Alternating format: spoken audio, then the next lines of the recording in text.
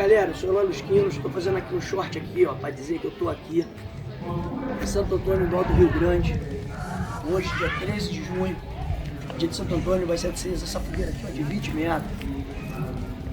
Mas esse vídeo aqui, ó, é para falar de quem fala mal do Peugeot.